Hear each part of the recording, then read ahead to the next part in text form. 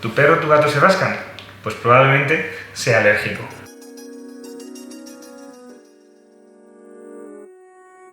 La dermatitis atópica es la principal causa de prurito en nuestras mascotas.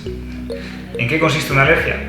Básicamente, muy resumido, una alergia consiste en un fallo en el sistema inmunitario de nuestro perro o nuestro gato, en el que el sistema inmunitario ataca a estímulos que en realidad no son dañinos, que no son perjudiciales para el perro o para el gato. ¿Estos estímulos qué son? Pues son cosas tan sencillas como, por ejemplo, el polen de determinadas plantas, o los ácaros del polvo, o esporas de hongos de la humedad. ¿Qué ocurre en un animal alérgico? Pues un animal alérgico, cuando estos polen y estos ácaros del polvo que van flotando por el aire caen por gravedad sobre la piel de nuestra mascota, pues su sistema inmunitario las reconoce como algo patógeno, algo dañino, y les ataca. Y ese ataque en la piel se traduce en una inflamación y sobre todo en un picor, que es lo que realmente más va a molestar a nuestro paciente, a nuestro perro, a nuestro gato.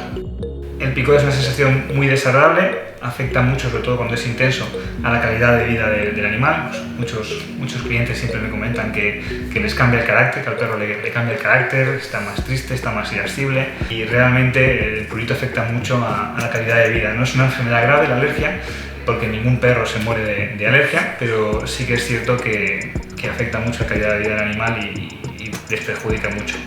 Por lo tanto, desde mi punto de vista dermatológico, es siempre recomendable tratar el picor, tratar el prurito.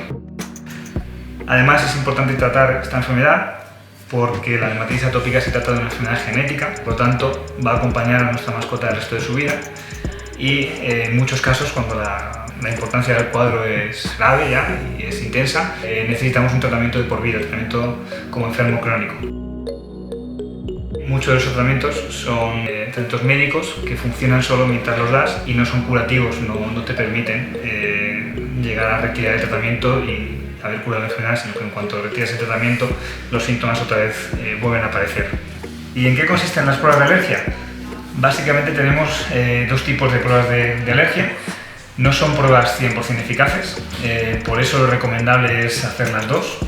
Tened en cuenta que las pruebas de alergia las hacemos para elegir los alérgenos que luego vamos a inyectar en nuestro paciente, o sea, es para elegir el tratamiento, y la eficacia de ese tratamiento va a depender en gran parte de que acertemos con los alérgenos a los que el animal responde. Por lo tanto, es importante, cuanto más información tengamos, por eso es importante hacer las dos pruebas de alergia, más probabilidades tenemos de que el tratamiento sea eficaz. Las podemos hacer con un simple análisis de sangre, extrayendo sangre de nuestro perro, nuestro gato, y mandando a un laboratorio externo.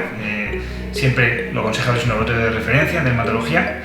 La otra prueba que se puede realizar son las pruebas de intradermorreacción.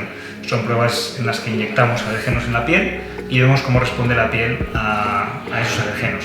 Son pruebas en las que tenemos el resultado en el momento, las hacemos aquí en el centro, y son también pues, más o menos igual de eficaces, pero muchas veces un alérgico nos sale los alérgenos con las pruebas de sangre y otras veces los alérgenos nos salen más con las pruebas de piel. Son, digamos, pruebas diferentes, con diferentes métodos, y lo ideal es, con la información combinada de las dos pruebas, entonces fabricar, digamos, una terapia individualizada para nuestro paciente y maximizar las oportunidades de éxito.